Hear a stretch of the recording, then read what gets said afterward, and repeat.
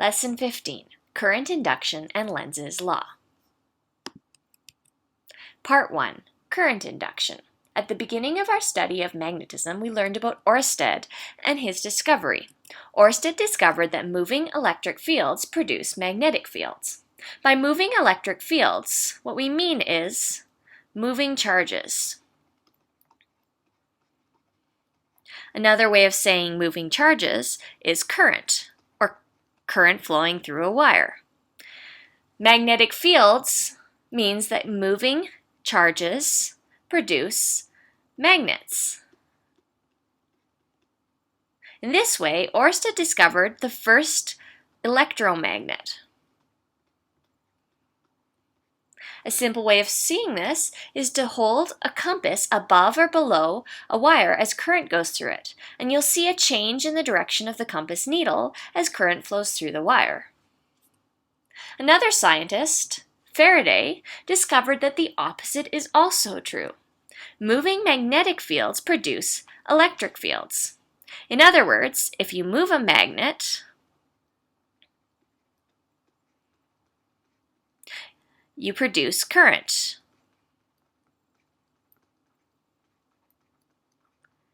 Faraday discovered the concept of an electric generator. A simple way to see what Faraday discovered is to move a magnet through a coil of wire. You'll see if it's connected to a voltmeter, the voltage will change, increasing and decreasing as you pull the magnet through the coil, just like it was attached to a current source. Ways of generating a current. There are two ways to generate a current. The first is to move a magnet near a wire. A simple way to do this is with a water wheel. If you get a large magnet and pour water over a water wheel so that it rotates, current can flow through nearby coil of wire and power a source. A second way to do this is to move a wire in a magnetic field. Even though the wire is the thing that's moving, from the point of view of the wire, the magnet is moving.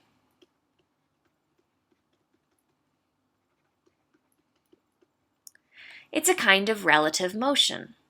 In an electric generator nowadays, looped wire is rotated in a magnetic field, and as a result, current is generated in the wire. Here's a diagram of a simple electric generator. It's a lot like a simple electric motor. We have a looped wire placed in a magnetic field. As it rotates, current is generated in the loop. We've got the two square pieces you see in the diagram, which are called brushes.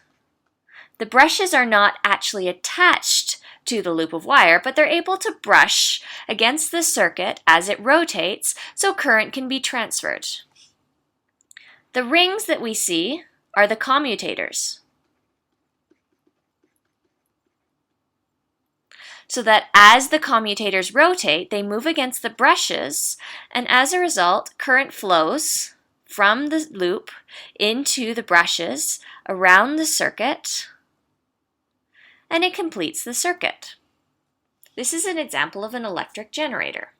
Our example continues as the loop begins to rotate in the magnetic field. As the loop rotates, a voltage is generated in the circuit. The voltage never stays the same. It increases and decreases as the loop rotates. This is because the position of the loop in the magnetic field changes, and as a result, the magnetic generation changes because of the different positions of the loop as it turns. This type of current is called alternating current. You may have heard it before referred to as AC. It has an increase and decrease in its voltage, always coming to the same peak at the top and same low at the bottom.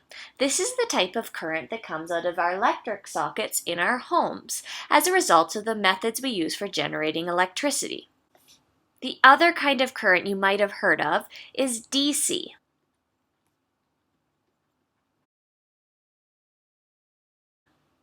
This is direct current. It's the type of current that comes out of a battery. instead of an electric generator. DC current, if you plot a voltage versus time graph, instead of having peaks and troughs, is a continuous voltage, unchanging. Part 2, Lenz's law. Heinrich Lenz came up with a law to help us predict the direction of the current generated when a magnet is moved near a coil of wire. He says, when a magnetic field is moved near a wire, the induced current in the wire will be in a direction such that the electromagnetic force will repel the movement of the original magnet that produced it. Classic example of this is a strong magnet falling down a copper tube.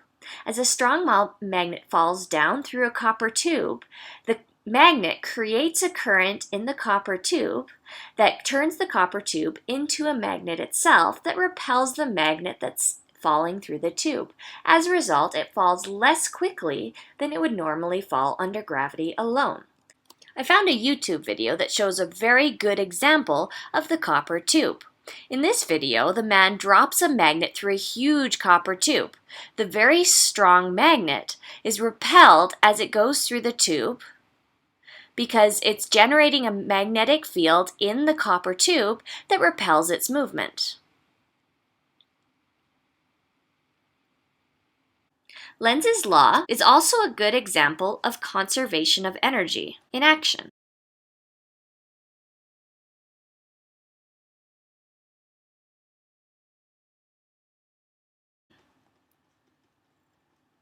You can't get energy from nowhere. You actually have to apply a force or exert work for energy to be produced. If we could get current in a circuit without having to apply a force, we'd be getting energy from nowhere. So Lenz's law just says that the magnet producing a current will be repelled, so work will have to be exerted in order to generate that current. Here's an example of how we can use Lenz's law to determine the induced current in a solenoid. As we move the magnet into the solenoid, the north end of the solenoid enters first. To repel the magnet, the left side of the solenoid must become a north pole so that the movement is repelled. Now, if by current we mean conventional current, we're going to use our right hand and the second hand rule to determine the direction of the current.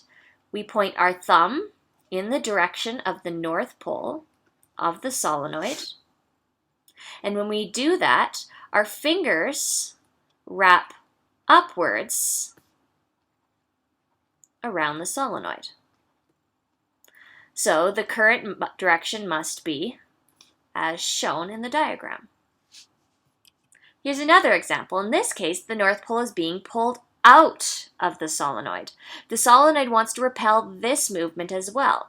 As a result, the left side of the solenoid becomes a south pole to try to repel this outward movement and suck the magnet back in. To determine the direction of the induced current, we're going to use our right hand and the second hand rule. In the second hand rule, our thumb points towards the north pole. In this case, the north pole is the right side of the solenoid. When we do this, our fingers wrap down. So the direction of the induced current in the solenoid is down through the wires. Here's another example. This time we're moving the south pole into the solenoid. To repel the movement in, the left side of the solenoid becomes a south pole to force the magnet back out again. We're going to use our right hand because for current, we're going to assume that this means conventional current. And we're going to use the second hand rule. We point our thumb in the direction of the north pole, which is on the right side of our solenoid. And when we do this, our fingers wrap down to show the direction of the current flowing through the solenoid.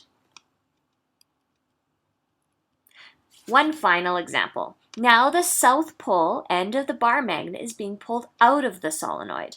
The solenoid wants to resist this movement, so the left side of the solenoid becomes a north pole to try to suck the magnet back in. Using our right hand and the second hand rule, our thumb points in the direction of the north pole of the magnet, which is the left side of the solenoid. And our fingers, when we do this, point upwards, showing us the direction of the current through the wire wraps is upwards. So a quick summary of Lenz's law. A magnet moves near a wire. As a result, current is generated in the wire.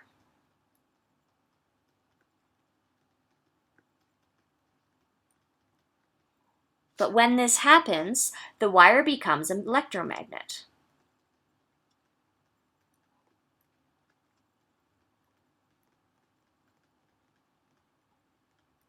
Because moving charges become an electromagnet themselves. The electromagnet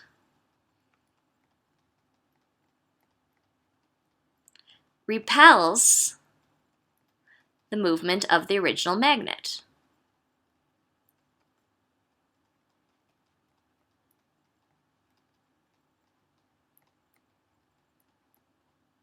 Which forces it to have to exert work in order to generate the current in the wire.